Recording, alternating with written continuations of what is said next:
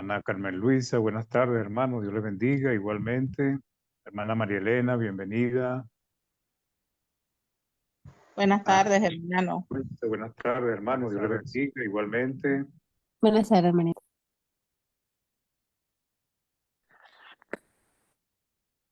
¿Estamos, jefe? ¿Listo?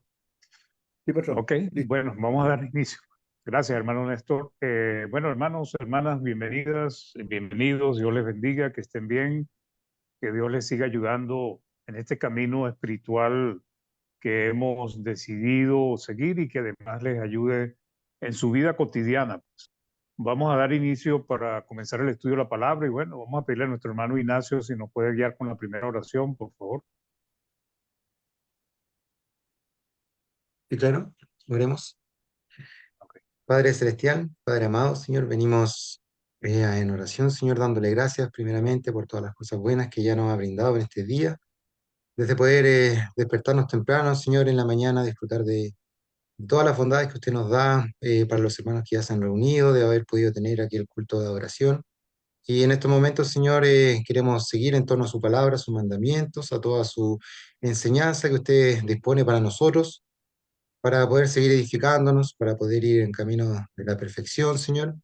Y esta vez el conducto de su palabra, Señor, sabemos es nuestro hermano Mario, para que le pedimos la mayor de las bendiciones, que él pueda tener claridad en su mente, en todo lo que quiere exponer, y que de esta forma, Señor, podamos obtener el mayor provecho de toda la enseñanza. Le queremos pedir también que despeje nuestras mentes, Señor, en estos momentos que son breves, Señor, pero queremos aprovecharlo de la mejor forma, que despeje nuestras mentes de cualquier otro pensamiento y podamos enfocarnos en cada una de sus palabras, Señor. Le queremos agradecer por esto y solicitar, lo hacemos mediante Jesucristo nuestro Salvador.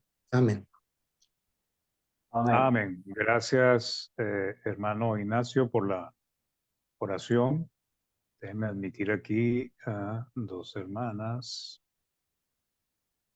Okay, y también, ok, un segundito acá.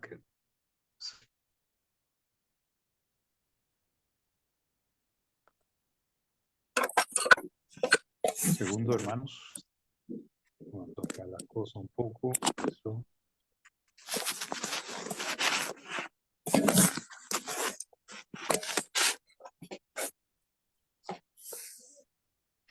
Bien, bienvenida también la hermana Vitalia. Buenas tardes. Que estén bien. Vamos entonces a dar Buenas inicio al tardes. estudio. Buenas tardes. Pantalla 2, compartir. Y aquí. Y vamos a detener el video. Ok, vamos hoy a continuar con parte del estudio que empezamos la semana anterior, que tenía que ver con que la ley de Moisés fue abolida, pero estamos pues desmenuzando todas las partes que la palabra del Señor que nos enseña y que nos muestra que ya la ley de Moisés no tiene vigencia. Y hoy pues vamos a basarnos en el versículo del libro, la carta a los Colosenses. La semana pasada dijimos, hermanos, que cuando la palabra dijo en Jeremías capítulo 31 que traería un nuevo pacto, ¿okay? No como el que había hecho anteriormente. Esa palabra nuevo pacto significa que es un pacto que es diferente en esencia y en, en la estructura que se iba a desarrollar. No como muchos piensan que el nuevo pacto fue sencillamente un mejoramiento del antiguo pacto. No es así. El antiguo pacto fue abolido, hermanos, totalmente, completamente. Hoy nos sirve a nosotros el antiguo pacto como aprendizaje, como enseñanza, y Dios en su potestad, y eso es importante entenderlo, Él determinó lo que iba a ir dentro del nuevo pacto, lo que iba a exigir y lo que iba a prometer dentro del nuevo pacto. Entonces, donde lo que Él prometió y estableció en el nuevo pacto, pues hay algunas cosas que estaban antes en el antiguo pacto, como 9 mandamientos de las tablas de la ley, y además de otras cosas que él agregó. Pero no es el antiguo pacto una continuación, o el nuevo pacto una continuación del antiguo pacto, una mejora. De hecho, el antiguo pacto con todo lo que había en él era una sombra, y esto lo estudiaremos más adelante, no hoy, pero esa palabra sombra es muy significativa, porque lo que demuestra es que el antiguo pacto era algo difuso que mostraba lo verdadero, pero que no lo mostraba bien, porque nosotros, cuando entendemos el término sombra, nos damos cuenta que una sombra es algo que no se ve bien, pues que es algo difuso, no muestra bien lo que la realidad de la sustancia de lo verdadero. Entonces, hoy vamos a estudiar anulando el acta de los decretos, quitándola de medio y clavándola en la cruz. Ya nosotros sabemos, y lo estudiamos la vez anterior, que el pacto de Moisés pues fue dado al pueblo de Israel y solamente al pueblo de Israel. Deuteronomio 9, del 9 al 11 dice: cuando yo subí al monte para recibir las tablas de piedra, las tablas del pacto que Jehová hizo con vosotros, estuve entonces en el monte 40 días y 40 noches, sin comer pan ni beber agua. Y me dio Jehová las 2 tablas de piedra escritas con el dedo de Dios. Y en ellas estaba escrito según todas las palabras que os habló Jehová en el monte, de en medio del fuego, el día de la asamblea. Sucedió al fin de los 40 días y 40 noches que Jehová me dio las 2 tablas de piedra, las tablas del pacto. Entonces aquí hace claramente alusión a las 2 tablas, pues, que se le dio a Moisés. También entendemos que ahí se le dio todos los mandamientos y estatutos y ordenanzas que Dios estableció en la ley de Moisés, pues. Lo importante acá es que una de las cosas que dice acá este versículo es las 2 tablas de piedra escritas con el dedo de Dios. En Jeremías 31, del 32 al 32, Dios pues vino profetizando por medio de Jeremías que haría un nuevo pacto. Y ese nuevo pacto sería un nuevo pacto diferente, pues no es una continuación del anterior, no como el que hizo con la casa de Israel. Y dice pues que ellos invalidaron su pacto. Y cuando él estaba hablando de ese pacto, estaba hablando del pacto que Dios había hecho con el pueblo de Israel por medio de Moisés. Ese pacto que se le fue dado en el monte Sinaí. Entonces Jeremías 31, el 31 al 32, fue una profecía hecha unos 600 años antes de que Cristo muriera en la cruz y clavara el antiguo pacto en la cruz. Entonces Jeremías 31, el 31 al 32 dice: he aquí que vienen días, dice Jehová, en los cuales haré un nuevo pacto con la casa de Israel y con la casa de Judá. No como el pacto que hice con sus padres el día que tomé su mano para sacarlo de la tierra de Egipto, porque ellos invalidaron mi pacto.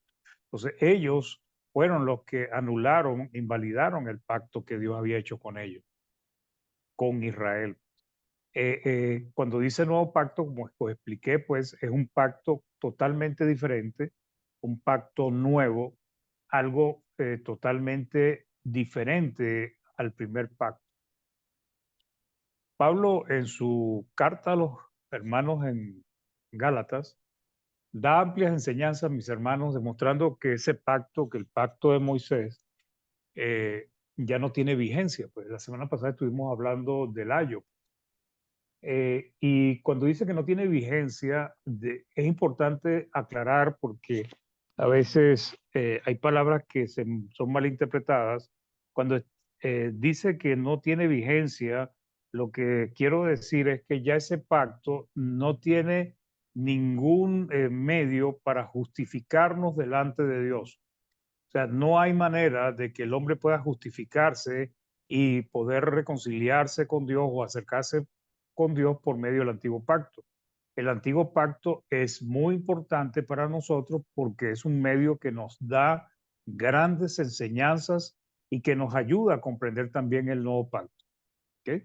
Pero cuando digo vigencia, cuando digo la palabra dice anulado, cuando la palabra dice quitado, está hablando de que ya como pacto entre Dios y los hombres ya no tiene ninguna vigencia.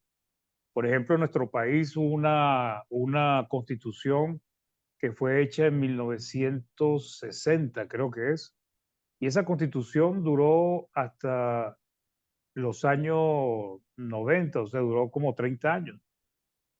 Pero esa constitución gobernó al país, o sea, dirigió las normas en el país, pero una vez que hicieron una nueva, ya esa constitución desapareció, ya no existe, ya nadie seguía por ella. Y ese es el problema de lo que no entienden algunos cuando quieren justificarse por la ley de Moisés, guardando el día de reposo, dejando de comer alimentos que con acción de gracias son tan santificados y otras cosas que algunos practican hoy en día. Entonces, simbolizando a la ley como el ayo, lo estudiamos la semana pasada, que quiere decir encargado de un niño, guía, guardián, conductor de niños. La ley fue el guía, el mentor que preparó al pueblo de Israel para la llegada de la simiente, el Mesías. Llegado el tiempo de la gracia, ya no se estaba bajo ayo, porque ya en la ley de Moisés había cumplido su propósito, que era preparar al pueblo de Israel para cuando viniese el Mesías. Entonces, ¿qué significa esto? Literalmente significa que no se está bajo la ley. O sea, no hay autoridad en la ley para que nosotros tratemos de justificarnos por medio de ella. No estamos sometidos a la ley de Moisés ni obligados a cumplirla. Y esto es importante entenderlo. La justificación se consigue por medio del nuevo pacto y la fe en Jesucristo. Gálatas 3, 24 al 25, que lo analizamos la semana pasada, dice, de manera que la ley ha sido nuestro ayo para llevarnos a Cristo, a fin de que fuésemos justificados por la fe, pero venida la fe, ya no estamos bajo ayo. Pues. El problema de los judaizantes no era pequeño, era realmente un problema grave en el primer siglo, hermano. Estaba afectando la fe de muchos cristianos, tanto hebreos como gentiles, haciéndoles dudar de lo que Pablo les había enseñado del Evangelio e incluso llevándolos a cuestionar las enseñanzas de Pablo. Pablo estableció las iglesias, Pablo visitaba las iglesias, les enseñaba todo el consejo de Dios, pero después ya venían los judaizantes y le enseñaba una serie de cosas a los cristianos que se habían convertido a Cristo, gentiles, y les decía que no, que la ley de Moisés ellos tenían que guardarla. ¿Qué hacía eso? Pues que los nuevos cristianos, los gentiles, cuando escuchaban a los judaizantes dándoles esas explicaciones, pues ellos dudaban y empezaban a creer que sí, que tenían que justificarse por la ley y además ponían en duda, mis hermanos, las enseñanzas que Pablo les había dado. Por eso en el libro de Gálatas vemos a Pablo cómo los aborda, pero los aborda con cierta dureza. Gálatas 4:11 dice, me temo de vosotros que haya trabajado en vano con vosotros, dice Pablo. Y más adelante dice en el 4 del 16 al 17, me dice, me he hecho pues vuestro enemigo por deciros la verdad. O sea, ellos se enojaron con aquel que les había mostrado el camino correcto. Entonces dice, tienen celo por vosotros, los judaizantes, pero no para bien, sino que quieren apartaros de nosotros para que vosotros tengáis celos por ellos. Entonces, el punto es que el deseo, las ganas, la doctrina de justificarse por la ley de Moisés no es algo nuevo. Eso estuvo en el primer siglo y afectó a muchos cristianos. ¿Okay? Entonces, Pablo exhorta a los hermanos colosenses Colosenses 2:4, y les dice, y esto lo digo para que nadie os engañe con palabras persuasivas, porque cuando dice persuasivas es que realmente la argumentación de los judaizantes era profunda, tanto que sí, o sea, ellos cometieron el error de sujetarse a la ley de Moisés y obligar a otros que lo hicieran. Por eso en el mismo libro de Gálatas vemos a Pablo regañando o exhortando, reprendiendo duramente a Pedro, porque Pedro era uno de los que estaban haciendo a los gentiles judaizar. Y estamos hablando de un apóstol que estaba siendo inspirado por Cristo, pero estaba cometiendo ese error. Entonces, ellos conocían el Evangelio, los hermanos en Galata habían sido enseñados en la sana doctrina, sabían, se les dijo que la ley no justificaría a ningún hombre, pero la presión, persuasión de los cristianos judaizantes estaba trastornando la fe de muchos. Entonces, Pablo dice en Colosenses 2:8, mirad que nadie os engañe por medio de filosofías y huecas sutilezas, según las tradiciones de los hombres, conforme a los rudimentos del mundo y no según Cristo. Porque los gentiles tenían doble problema. El efecto de las cosas que ellos habían aprendido en el mundo gentil, y ahora la presión de los cristianos judíos que querían hacerlo que se volviesen a la ley. El mensaje va dirigido a cristianos gentiles y le hace ver que ellos estaban circuncidados espiritualmente y no según la carne. Entonces les está mostrando que realmente la circuncisión en la carne no valía. Y es cierto, porque la ley no tenía ya ningún poder de justificación delante de Dios. Entonces les da una figura y les dice que ellos están circuncidados, pero espiritualmente. Claramente hace una gran diferencia entre la costumbre judía de circuncidar el prepucio de todo varón hebreo y la circuncisión de Cristo, que no es hecha a mano, pues no es en la carne, no es visible. Es una circuncisión espiritual. Nos dice Colosenses 2 del 11 al 13, en él también fuiste circuncidados con circuncisión no hecha a mano, al echar de vosotros el cuerpo pecaminoso carnal en la circuncisión de Cristo, sepultados con él en el bautismo, en el cual fuiste también resucitados con él, mediante la fe en el poder de Dios que le levantó de los muertos. Y a vosotros, estando muertos en pecados y en la incircuncisión de vuestra carne, os dio vida juntamente con él, perdonándoos todos los pecados. Ellos fueron incircuncisos en la carne, los hermanos gentiles, los hermanos hebreos no. Pero eso no era relevante ni necesario, la circuncisión en la carne. Lo necesario era que estuviesen circuncidados por el bautismo, o sea, por la circuncisión de Cristo, por la fe y la obediencia al Evangelio. Y siendo incircuncisos según la carne, les fue perdonado sus pecados y se les dio vida espiritual, que es la comunión y reconciliación con Dios. Y eso es lo que le está diciendo Pablo acá. Entonces, después que le dice todo eso, viene y dice Colosenses 2:14, que es el versículo que hoy vamos a estar analizando, les dice, anulando el acta de los decretos que había contra nosotros, que nos era contraria, quitándola de medio y clavándola en la cruz. A veces uno lee estos versículos y lo pasamos muy rápido y decimos, sí, la ley fue abolida. Pero estos versículos requieren análisis un poquito más profundos para mostrar que cuando habla el acta de los decretos no está hablando de, como muchos piensan, de la ley ceremonial. No, hermanos, este versículo realmente engloba en muy pocas palabras unas grandes verdades que las podemos desarrollar y entender en otras porciones de la Biblia.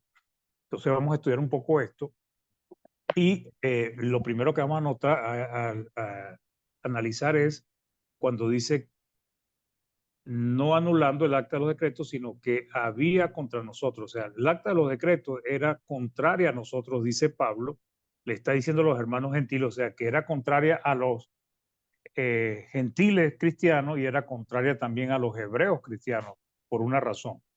Dice que nos era contraria quitándole de la cruz y quitándole de medio y clavándole en la cruz. Entonces, que había contra nosotros que nos era contraria. Entonces, antes de determinar cuál es el acta de los decretos, ¿verdad? Para que nosotros lleguemos a la conclusión de a qué se refería el apóstol Pablo, debemos analizar esta expresión, porque esta es la expresión que nos va a ayudar a comprender qué es el acta de los decretos. ¿Sí? Entonces, denota oposición, o sea, que había contra nosotros, que nos era contraria, pues está hablando de algo que se oponía, algo que era contrario a nosotros, al cristiano, algo que como que sujetaba al cristiano. Era el acta de los decretos era algo que echaba hacia afuera, o sea, sacaba fuera de lo que era los propósitos de Dios al cristiano, al gentil sobre todo. Era como un acta de decreto, era un adversario. Entonces representa una fuerte oposición, como la de un adversario o enemigo. Eso es lo que hace el acta de decreto. Por eso dice que el acta de los decretos era contraria a nosotros, porque se oponía, y vamos a entender qué quiere decir con esto. Otras versiones dice el acta de los decretos acusaba. La Biblia latinoamericana dice esos mandamientos que nos acusaban. Y ya por ahí vamos entendiendo lo que quiere decir la Reina Valera cuando dice que había contra nosotros, que nos era contrario. Y es que esta acta de decreto acusaba a los hombres. La nueva traducción viviente dice, el acta de los decretos había establecido cargos contra los hombres, como de un acusador delante de un juez. Eso es lo que hacía el acta de decreto. El acta de decreto generaba cargos en contra de nosotros, usando como nosotros lo que está diciendo Pablo en el versículo. O sea, el acta de los decretos era como un acusador, pues, como la fiscalía, pues, que acusa a los hombres y le imputa cargos por cosas que han hecho malas. El acta de los decretos creó una deuda que el hombre tiene pendiente por pagar y esta es una de las cosas que son más relevantes en esto que estamos leyendo, porque lo que quiere decir que es contraria a nosotros porque es como una lista de deudas que tenemos pendientes los hombres.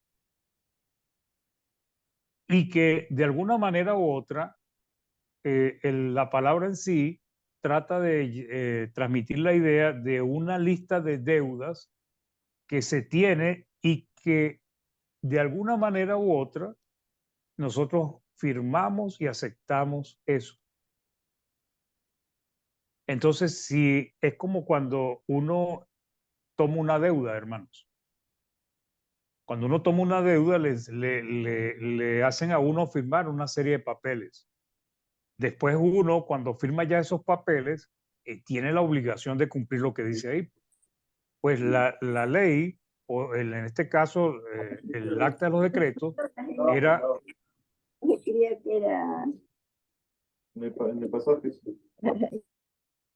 El acta de los decretos era una lista, que ya lo vamos a ver un poquito más adelante, de deudas que tenemos con Dios. Esta acta era contraria a los hombres porque les desnudó y expuso sus pecados, y ese es el punto principal, esa es todas las deudas que los hombres tienen y que le deben a Dios, haciéndoles reo de muerte. Mostró nuestros pecados, señaló los cargos por los que somos acusados.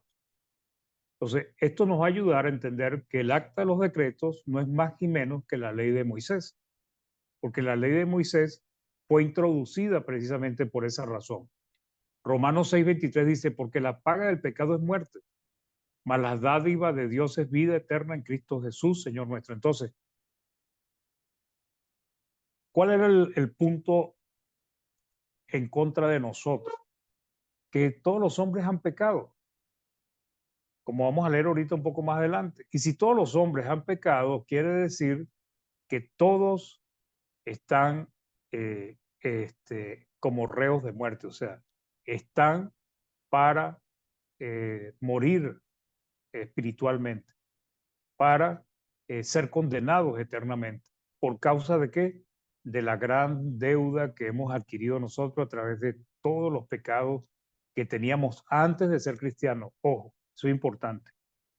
Entonces, el acta de los decretos es contraria a nosotros porque el acta de decreto vino a señalarnos, pues fue como una lista de deudas, de errores, de fallas, equivocaciones que los hombres tenían.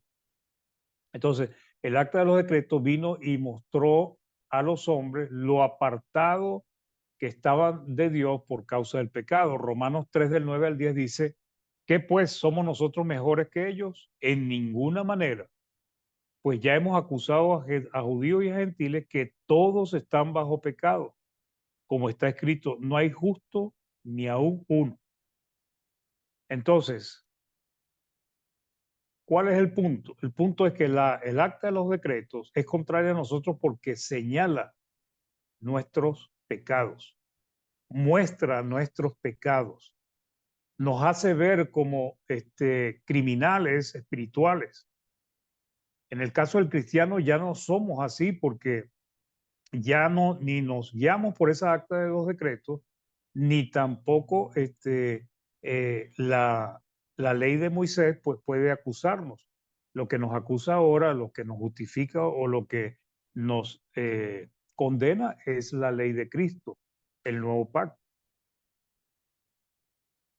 Efesios 2:12 dice, en aquel tiempo, dice a los gentiles, estabais sin Cristo, o sea, no tenían comunión con Cristo, alejados de la ciudadanía de Israel, o sea, no eran parte del pueblo de Israel, y ajenos a los pactos de la promesa, o sea, no tenían ningún tipo de beneficio o de promesa o de esperanza en lo que Dios había prometido, sin esperanza y sin Dios en el mundo.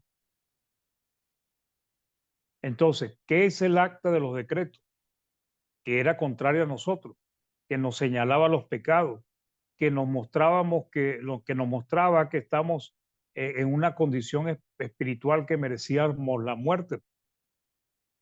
La palabra acta significa manuscrito y es importante, escrito a mano. ¿Se acuerdan que leímos en Deuteronomio que las tablas que Dios había escrito con su propio dedo? Entonces, manuscrito, escrito a mano, comprobante o documento de deuda. Lista de deudas. Lista de deudas y lo peor, mis hermanos, es que como aceptada. O sea, ¿qué quiere decir eso? Que se da por asentado que estamos conscientes de que tenemos una deuda con Dios.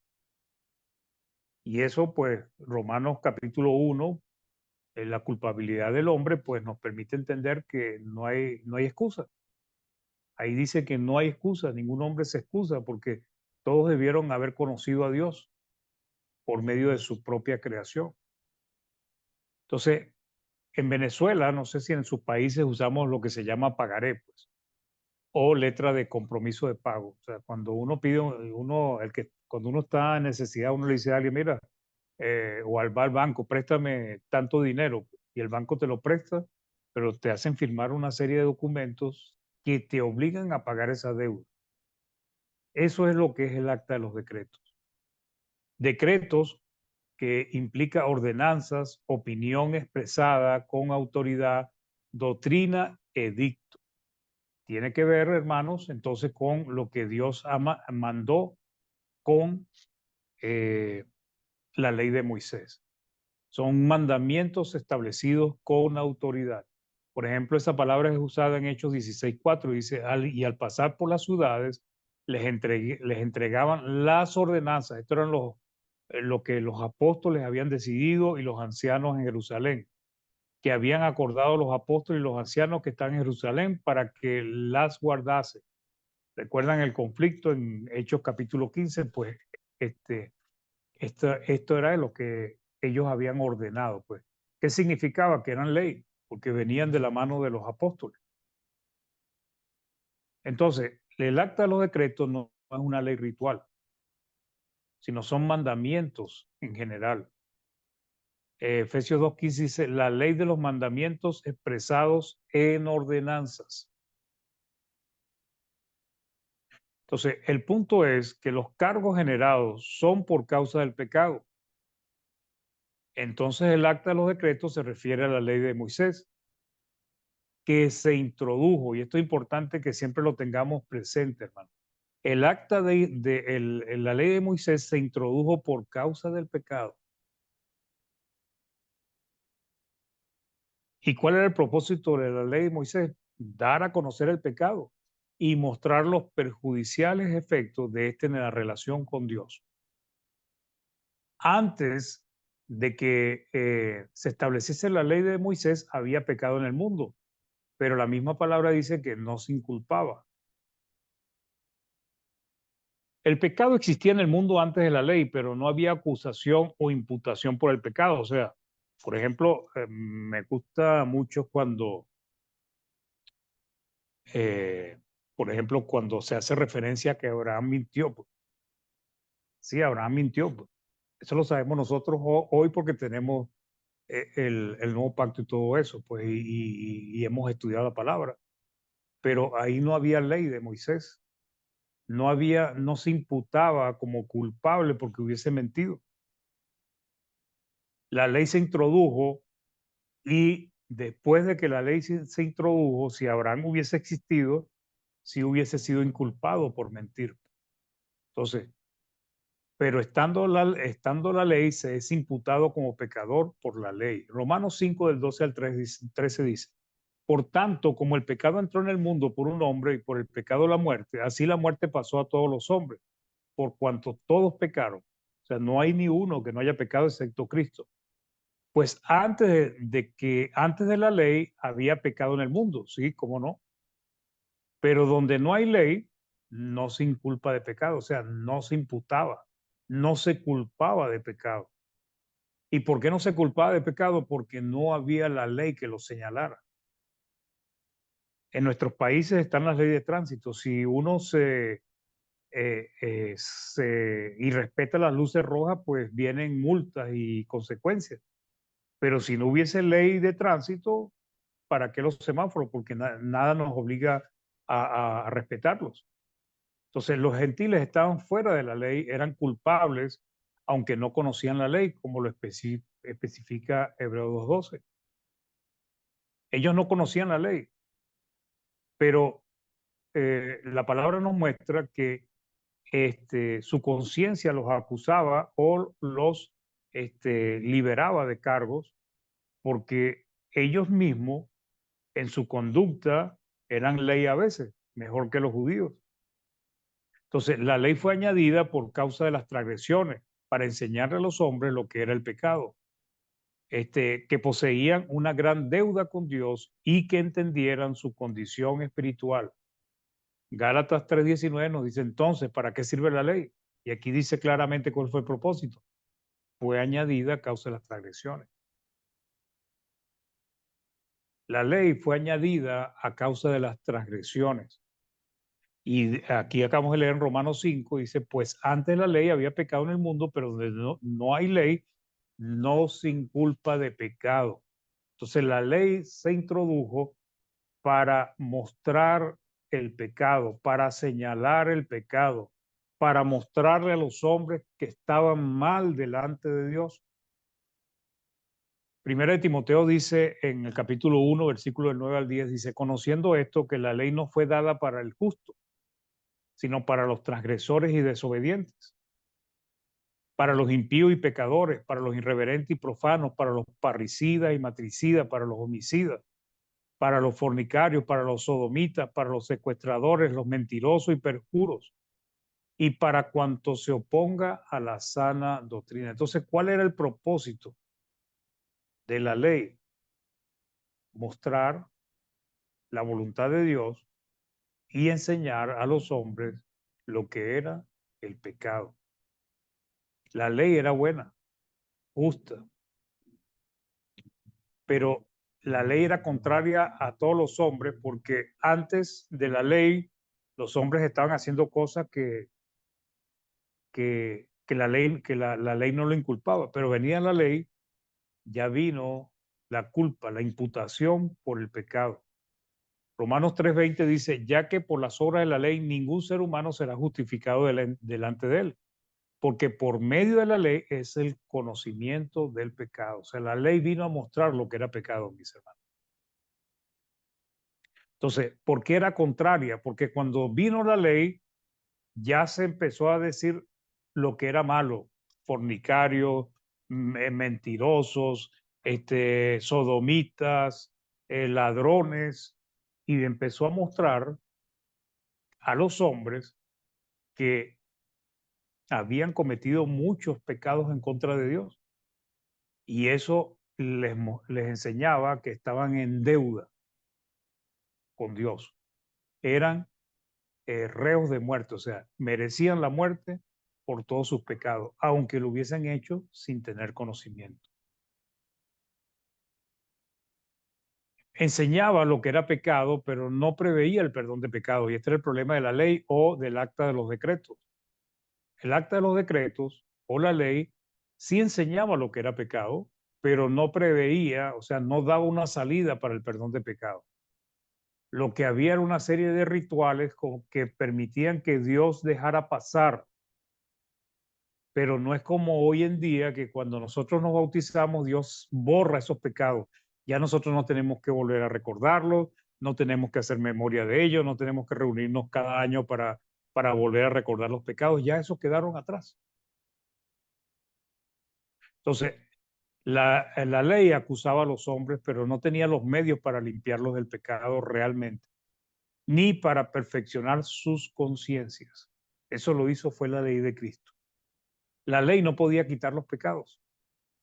Entonces nos dice Hebreos 10, del 1 al 3, porque la ley, teniendo la sombra de los bienes venideros, no la imagen misma de las cosas, nunca puede, fíjense, nunca puede, por los mismos sacrificios que se ofrecen continuamente cada año, hacer perfectos a los que se acercan, o sea, perfeccionarlos, completarlos, capacitarlos. De otra manera, cesarían de ofrecerse, pues los que tributan este culto limpios una vez. O sea, si la ley lo hubiese podido limpiar de una vez, pues no tendrían ya más conciencia de pecado, porque la ley logró que se les diera perdón de pecado. Pero en estos sacrificios cada año se hace memoria de los pecados, porque la sangre de los toros y los machos cabríos no puede quitar los pecados. Entonces, como la ley era contraria a los hombres, y eso es lo que nos enseña, y era contraria especialmente también a los gentiles, porque los gentiles estaban fuera de esa ley, no podían acceder a esas promesas, no había manera de que pudiesen llegar a eso, a no ser que se hiciesen prosélitos. Pero no, la ley no contemplaba una vía de escape para los gentiles. Entonces Cristo anuló la ley y la quitó de en medio clavándola en la cruz. Y esta es la gran noticia que dice acá. Esa acta de decreto que Cristo dice que Cristo quitó es la ley de Moisés. Cristo clavó en la cruz la ley que nos era contraria. Y es un simbolismo, hermano. No fue que físicamente Jesucristo agarró las dos tablas y fue a la cruz y les pegó un martillo y unos clavos. No. Está hablando de un simbolismo para mostrarnos que cuando Cristo murió en la cruz, también la ley murió. Entonces, clavó en la cruz la ley que nos era contraria, que señalaba nuestros pecados, era como una gran lista de las deudas que teníamos o tenía los hombres con Dios, pues. Pero no ofrecía la solución para el perdón de pecados ni a judíos ni a gentiles. Entonces, Cristo clavó en la cruz es un simbolismo que indica el momento en que la ley fue quitada. O sea, este simbolismo lo que está diciendo en qué momento fue quitada la ley. Y fue el momento en que Cristo entregó su espíritu al morir en la cruz del Calvario. Entonces, vuelve a ratificar lo que hemos estudiado, lo que hemos leído, lo que dice la palabra en varias partes. Que cuando Cristo murió en la cruz del Calvario, hasta ahí llegó la ley de Moisés o el acta de los decretos. Juan 19:30, cuando Jesús hubo tomado el vinagre, dijo, consumado es, terminó su obra en la tierra como hombre. Todo lo que Dios había planificado hasta ese momento, antes de la fundación del mundo, Cristo logró terminarlo con éxito. Y dice, habiendo inclinado la cabeza, entregó el Espíritu. En ese momento, hermanos, la ley de Moisés fue clavada en la cruz del Calvario. Entonces, si nosotros teníamos una gran deuda con Dios, no teníamos manera de pagar esas deudas, que es lo que siempre hemos estudiado y decimos. No teníamos manera de pagar la deuda que teníamos ante Dios por el pecado. No teníamos nada que ofrecerle. Pero Cristo, sí. Entonces, Cristo fue clavado en la cruz como ofrenda, hermanos, como sacrificio acepto por el pecado. O sea, Cristo nos redimió. O sea, Cristo pagó el precio de nuestra libertad, pues. ¿Y dónde lo hizo? En la cruz del Calvario. Pero también él estaba clavando el pecado en la cruz del Calvario. También clavó en la cruz del Calvario la muerte. Clavó en la cruz del Calvario al diablo, a la ley. Sentenció al diablo a condenación y los otros a desaparecer, pues la muerte y el pecado. Entonces, con su muerte les venció declarando al culpable, al diablo, y estableciendo su sentencia y exponiéndolo públicamente, porque Cristo expuso públicamente al diablo. Ya hay una advertencia que nos cuidemos del diablo, como no lo leemos en el Antiguo Pacto realmente. Dice, y quitando del medio lo que impedía al hombre acercarse a Dios, el pecado, porque Cristo destruyó el pecado. Sigue habiendo pecado, pero ya hay una vía para vencer al pecado. Quitó de en medio la ley que no podía reconciliar a los hombres con Dios y venció la muerte. Colosenses 2:15 dice, y habiendo despojado a los poderes y autoridades, hizo de ellos un espectáculo público, triunfando sobre ellos por medio de él. Entonces, Cristo anuló el poder del diablo. ¿Qué quiere decir eso? Que el diablo le quitó esa potestad que tenía el diablo de hacer y deshacer, ya Cristo se la quitó. O sea, el diablo sigue teniendo poder, el diablo sigue haciendo muchas cosas malas, pero es hasta que Cristo lo permita o quiera. Nos dice la Biblia de las Américas en Hebreos 2:14, así que por cuanto los hijos participaron de carne y sangre, él igualmente participó también de lo mismo para anular mediante la muerte el poder de aquel que tenía el poder de la muerte, es decir, el diablo. El diablo, hermanos, usaba la muerte como punto de presión, como tema para hacer que las personas le tuviesen miedo a la muerte y que de alguna manera o eso terminara eso afectando su relación con Dios. Entonces, anular significa cancelar, borrar, quitar, eliminar. Cuando dice anuló el acta de los decretos, está diciendo que la canceló, la borró, la quitó, la eliminó como medio de justificación. Ojo, la ley la seguimos estudiando, seguimos aprendiendo de ella, pero ya no tiene ninguna vigencia como justificación delante de Dios. Entonces, es importante esto, lo de anular, porque anular significa dejar sin efecto. Cuando se anuló la Constitución aquí en Venezuela, quedó sin efecto. Ya nadie se iba a guiar por ella. Ya era sencillamente un papel. Algo que mostraba cómo se manejaron las cosas hace 40, 50, 60 años atrás. La ley anulada, borrada, quitada o eliminada como medio de justificación y perdón de pecados. Como ya leímos, nadie se justifica por medio de las obras de la ley. No hay manera. Hechos 3:19 dice, así que arrepentidos y convertidos para que sean borrados vuestros pecados Y cuando aquí se promete borrar nuestros pecados, está diciendo que ya Dios no se acuerda más de eso, que ya Dios no toma en cuenta todo lo que hicimos antes de arrepentirnos y convertirnos, para que vengan de la presencia del Señor tiempos de refrigerio. Entonces, cuando se dice que la ley fue anulada o que el acta de los decretos fue anulada, significa que fue borrada, o sea, ya no tiene vigencia para nosotros. Y nada, o sea, ni los 10 mandamientos que están en la ley, ojo, ni todas las ordenanzas.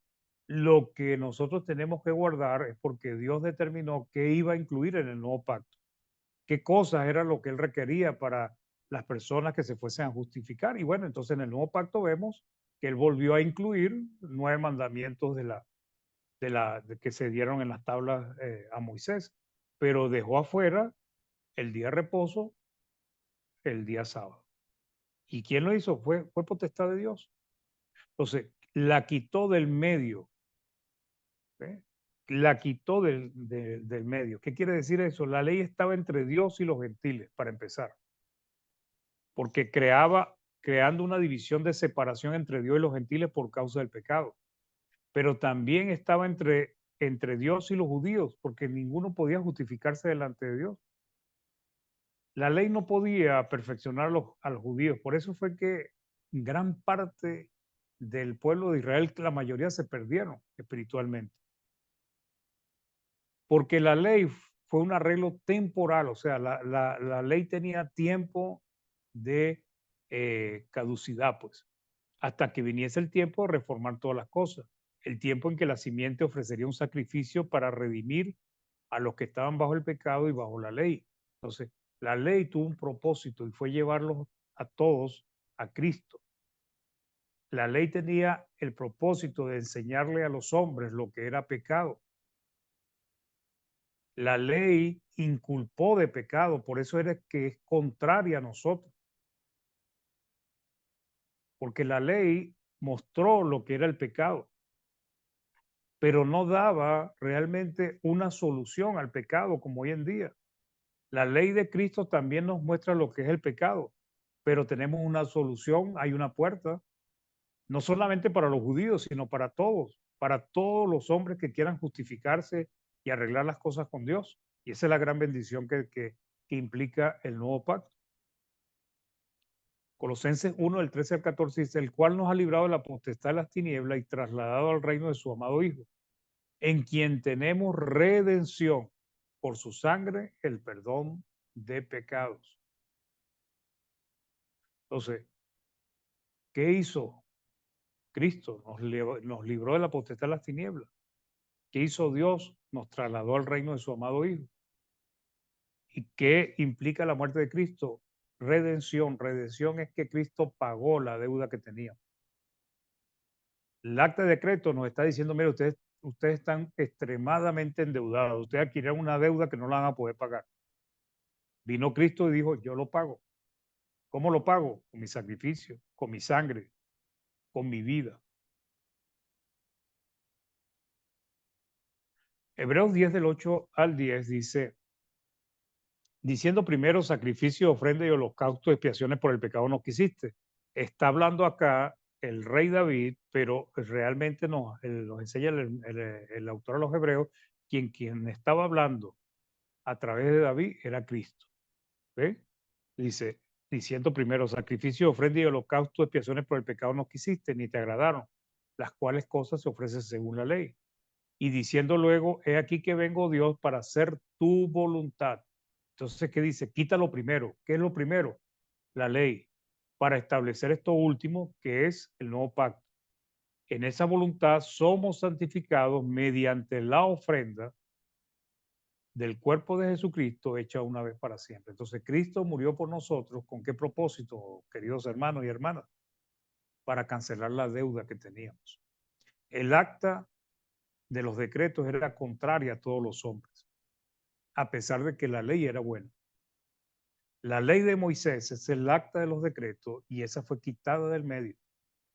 Ya no estorba entre la relación que podamos tener los hombres con Dios, porque Dios proveyó un mejor camino.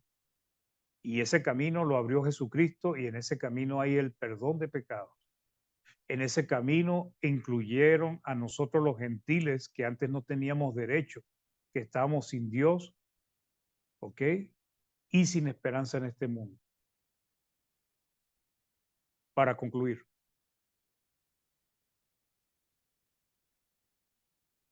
Jesús, mediante su sacrificio, su muerte, anuló, o sea, invalidó, quitó de en medio la ley de Moisés. No de una manera parcial, sino total, con todos sus mandamientos, decretos y ordenanzas. La ley fue abolida, hermano. El hombre solo puede ser justificado por la fe en Cristo y la obediencia al nuevo pacto. Él ha dado una nueva ley donde establece mandamientos y decretos y ordenanzas.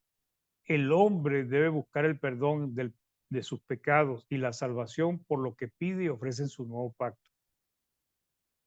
Nosotros no nos vamos a justificar porque leamos en la ley que ahí dice, por ejemplo, que guardemos el sábado.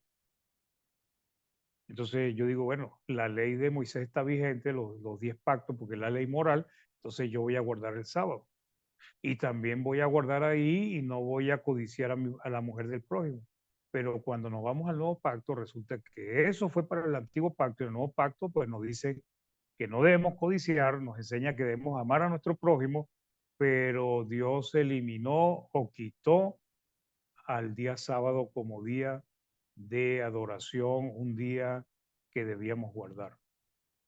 No debemos extraer mandamientos del antiguo pacto por más convenientes que sean, y eso es algo que tenemos que tener cuidado. Y exigirlo como mandato del nuevo pacto. No, hermanos. El antiguo pacto nos enseña mucho y nos da muchas directrices, pero no es bíblicamente hablando la autoridad para determinar qué es lo que debemos hacer o no hacer. Nos ayuda a entender el nuevo pacto. Y por medio del nuevo pacto sí aprendemos lo que debemos hacer nosotros o no hoy para poder agradar a Dios. Los que hacen eso, ellos mismos se ubican en que saben más que Dios. Porque Dios eliminó, o sea, Dios quitó de medio el antiguo pacto como medio para justificarse delante de Dios. No podemos justificar. Pero los hombres quieren justificarse por las cosas que desean o que les gusta del antiguo pacto.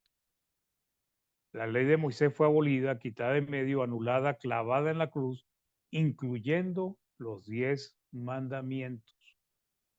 Los mandamientos que fueron ratificados y ordenados en el nuevo pacto no fue porque estuvieran en las tablas de la ley, no, sino que en Dios, en su potestad, sabiduría, estableció lo que requiere y lo que exige para darle salvación al hombre y convertirlo en un hombre con cualidades semejantes a Cristo.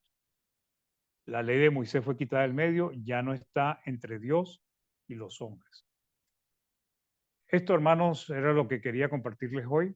Espero que les pueda animar y ayudar a que comprendan este tema muy necesario para nosotros y para nuestra fe y también para que podamos, pues, ayudar a otros que posiblemente están en el error de comprender esto que Dios ha hecho. Bien, vamos a hacer una oración. Hermano Rigoberto, ¿nos puede ayudar con la oración, por favor? Sí, hermano, encantado. Gracias. ¿No hay peticiones de oración, hermano? ¿Alguien quiere agregar alguna petición, hermanos o hermanitas? Pareciera que no, ¿no? Hermano, Sí, hermano sí. Rigoberto, hay una señora que es de Colombia o de Perú. Déjeme ver el apellido de ella aquí. A ver, Emilia, se llama, Julia Flores Navarro, que pide oración por un niñito que estaba con oxígeno estos días, qué sé yo, que es hijo de ella, así que a ver si lo podemos incluir ahí, por favor. De Colombia, ¿no? Sí, no sé si es de Colombia o Perú, algo por ahí. No, me parece es de Perú, de Perú. Es de Perú. Hermano, yo también tengo una petición de salud, Díganos, hermana. pues para ¿Para usted? todos los enfermos de la Iglesia de Cristo y de manera muy especial para Mistala y para mí, que me encuentro un poco enferma de mi pie y no he logrado recuperación.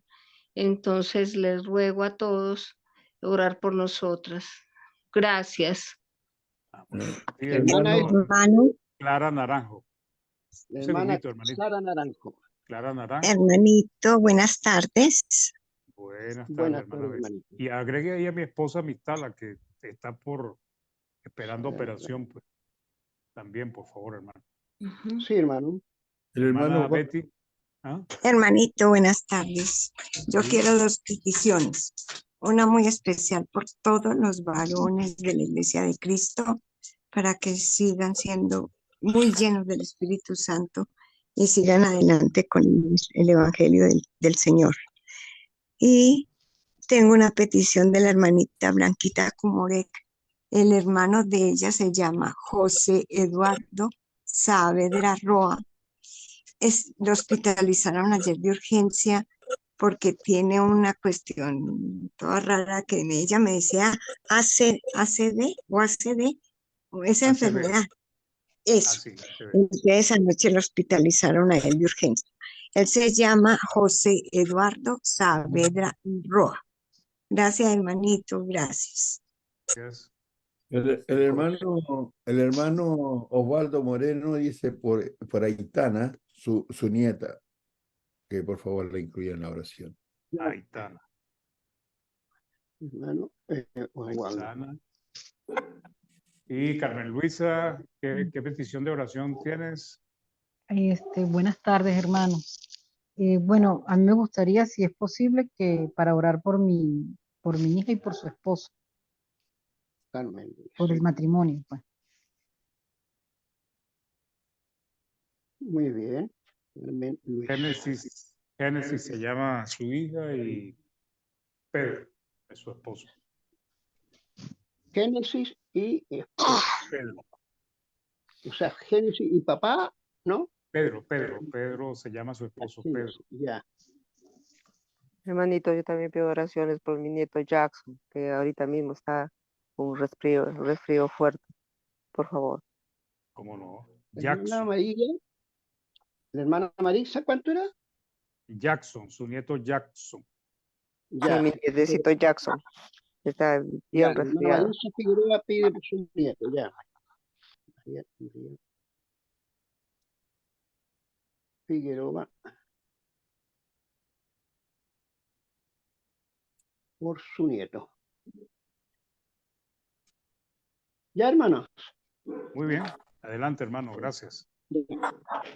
Gracias, hermano. Padre nuestro que estás en los cielos, santificado y glorificado sea su nombre. Vamos a su presencia, mi Dios, en este momento de oración.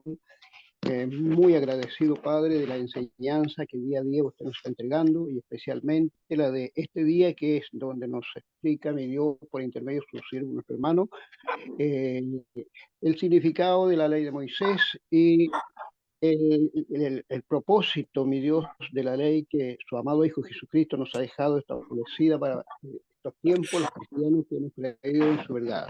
Queremos darle gracias, mi Dios, porque verdaderamente es una gran ayuda para quienes hoy día necesitamos entender estas cosas en su totalidad, para poder explicar de la misma manera, puesto que mucha gente hoy día aún convive en el error, llevando o practicando la ley de Moisés.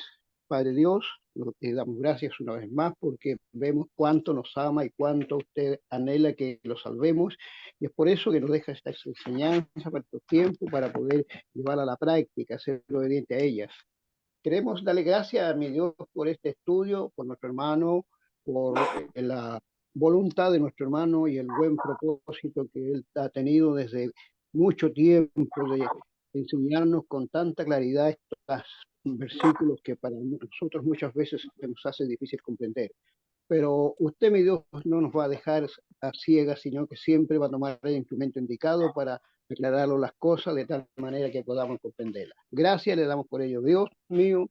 Oramos en esta hora también por cada uno de nuestros hermanos que están conectados a esta plataforma, como así también, Padre Dios, oramos por aquellos que se han conectado al Facebook.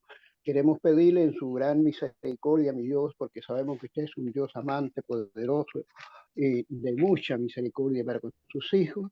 Queremos implorarle, mi Dios, por esta lista que tengo aquí en este momento de hermanos, hermanas que piden la oración, piden que usted su ayuda, mi Dios, porque ellas ciertamente han confiado en usted. Y ese es el motivo precisamente por qué ellas han pedido la oración. Queremos orar por todo este grupo de hermanas, mi Dios, que anoté. Usted las conoce, mi Dios, sería largo numerarlas, pero usted las conoce y sabemos que usted, mi Dios, está pendiente de ellas y que tal vez estas cosas pudieran haber sido peor para ellos, mi Dios, pero usted les ha protegido, les ha guardado y ha permitido no más allá de lo que nosotros podemos resistir. Le damos gracias por ello, mi Dios. Oramos por la salud de todas nuestras hermanas y personas ajenas al cristianismo, mi Dios. Rogamos que también ellos puedan tener la bendición de recibir la sanidad de su cuerpo físico y por intermedio de ella creer en usted, mi Dios, para que también puedan algún día acudir al llamado que usted nos hace por intermedio de su palabra. Padre Celestial, damos gracias porque vemos cuánto amor ha derramado usted al entregar a su amado Hijo Jesucristo en beneficio de nuestras almas. Estábamos perdidos, sabemos que no teníamos esperanza de vida. Su palabra dice que estamos sin Dios y sin ley en este mundo, pero usted, mi Dios, nos ha traído la claridad a nuestras mentes para poder entender que su palabra, mi Dios, es fiel y es verdadera y que usted no es hombre para mentir.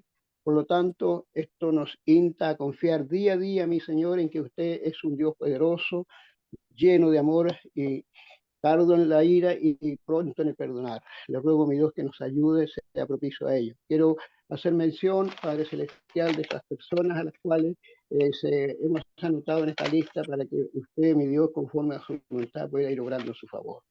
Padre Dios, oramos en primer lugar por la señora Julia de Colombia o Perú. Padre Dios, oramos por Sara Naranjo, por mi hermana Misala, que también ella ha estado sufriendo por algún tiempo. Sabemos, mi Dios, que usted la conoce y rogamos que en su amor usted pueda orar en su favor para que pueda recuperarse.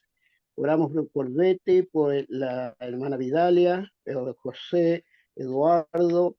También oramos, Padre Dios, por nuestro hermano Osvaldo Moreno, un ser suyo, mi Dios, y por su nieta Aitana, que por mucho tiempo, mi Dios, ella ha estado llevando consigo esta dificultad. Le rogamos que haga misericordia conforme a su voluntad. Oramos por Carmen Luisa y oramos también por Gerardo y Pedro. También oramos por María Figueroa y su nieto. Padre Dios, sabemos que nada es imposible para usted. Usted toda su vida, todas nuestras vidas ha sido quien nos ha sustentado, mi Dios, y es por eso que confiamos que usted tiene mucho amor para quienes claman a usted. Le rogamos que haga misericordia con ellos conforme a su voluntad.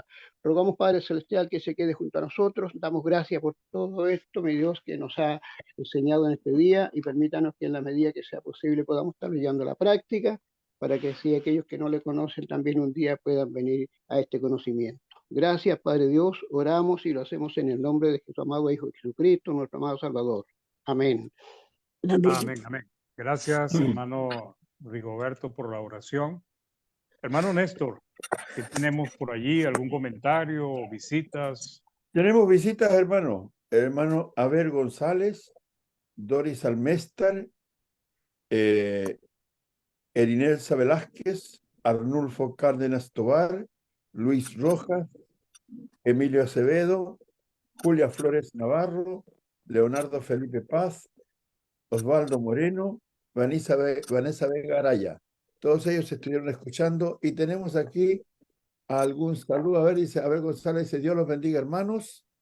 Luego dice Luis Rojas, Dios les bendiga, hermanos. Y Osvaldo Moreno dice, hola, hermanos, Dios les bendiga, orar por Aitana. Y luego escuchar la oración y dice, gracias, bendiciones. Y Osvaldo Moreno dice, buen estudio, hermano. ¿Ya? Eso es lo que tenemos hoy día aquí. Y queremos invitarlos, si pueden volver a escuchar esta tremenda lección que el hermano ha dejado en el mismo canal de Facebook o también en el canal de YouTube Iglesia de Cristo PDA. Ahí deben escucharlo en un rato más, estará subido allí y pueden suscribirse, pueden dejar sus saludos, sus impresiones acerca del tema, en fin. Eso es, hermano. Gracias, hermano Néstor. Aquí en el chat tenemos la hermana María Leonor. Buenas tardes, hermano. Dios bendiga a San Francisco. Carmen Luisa también. Buenas tardes, hermano. Dios le bendiga. Hermana Lisa Figueroa, amén. Y la hermana Vidalia, una feliz noche les deseo y un reparador sueño. Dios los bendiga. Me despido hasta mañana. Igualmente, mi hermano. Bien, hermanitos. ¿Alguno o alguien quiere agregar algún comentario o preguntar alguna duda que puedan tener? Un buen momento para hacerlo. Hermano Néstor, díganos. Hermano, no quiero agregar nada. ¿Sabes lo que pasa? Es que está bien armado el estudio que hizo, pero hay un caso en que algunas personas piensan que la palabra que usted está usando ahí en el capítulo 2, verso 14 de Colosenses, la palabra acta no tiene que ver con la ley. Entonces, eso como que, digamos, le quitan el valor a eso. Entonces, yo quiero mencionar algunas cosas que a lo mejor va con el tema. Por ejemplo, el Salmo 19, en el verso 7, dice la ley de Jehová, una cosa. Luego dice el testimonio de Jehová, dos. Luego dice los mandamientos de Jehová. Luego dice el precepto de Jehová. Luego dice el temor de Jehová. Y luego dice los juicios de Jehová. Todas estas son formas, maneras distintas de tratar la misma ley. No es una ley distinta, ¿ya? Es la misma. La palabra acta, mientras usted estaba hablando de ello, estaba leyendo los diccionarios, las diferentes versiones de la Biblia, exactamente lo que usted está diciendo. Exactamente. Y uno más antes de irme, está en 2 de Corintios capítulo 3 y en el verso 6. Dice así, el cual asimismo nos hizo ministros competentes de un nuevo pacto. Un nuevo pacto dice, refiriéndose al pacto del Nuevo Testamento, dice Pablo. No de la letra, y aquí le llama la letra a la ley del Antiguo Testamento, ¿ya? Sino del Espíritu, y le llama del Espíritu al Nuevo Testamento. Porque la letra mata, o sea, la ley del Antiguo Testamento, más el Espíritu vivifica, o sea, el Nuevo Testamento. Y el ministerio de muerte le llama al Antiguo Testamento.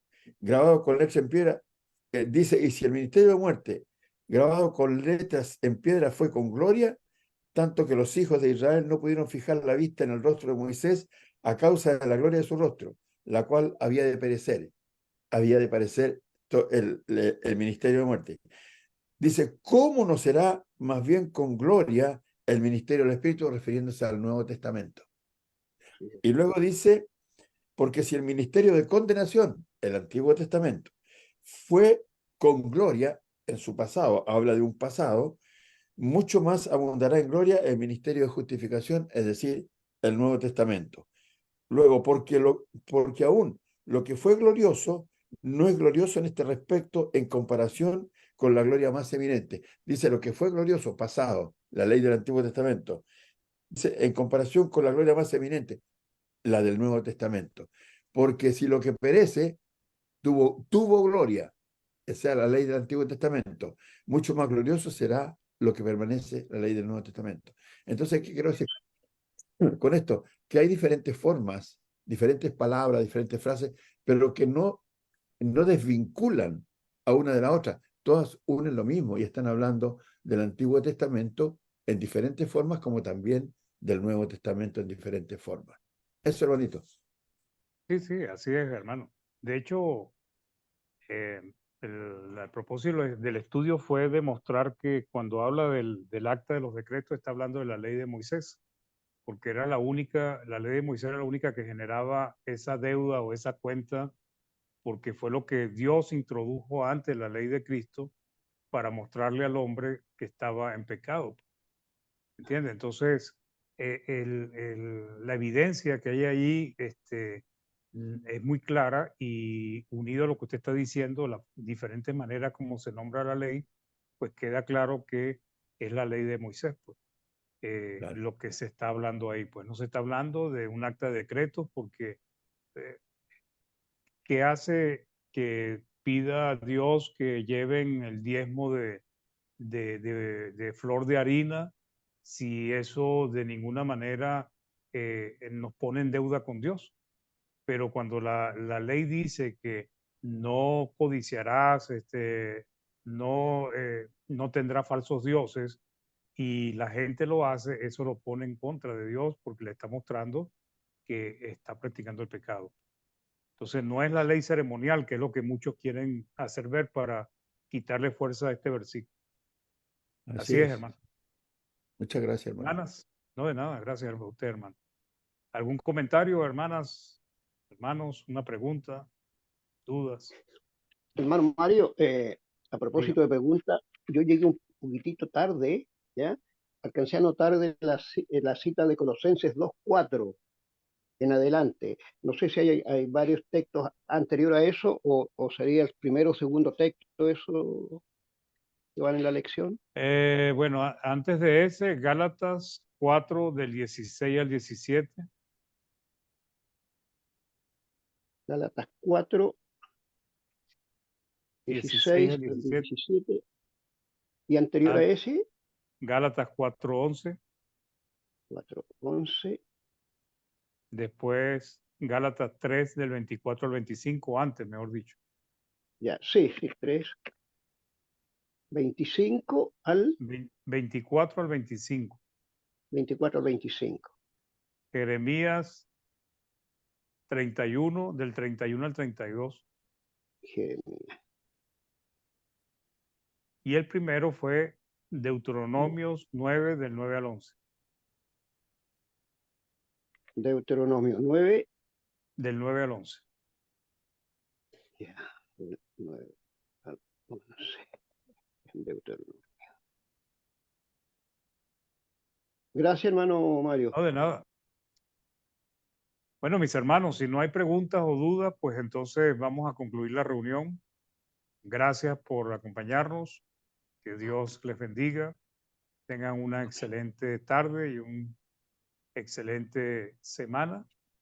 Que Dios nos siga ayudando a crecer en el conocimiento de la palabra y que nos pongamos en práctica todas las cosas que Dios pide.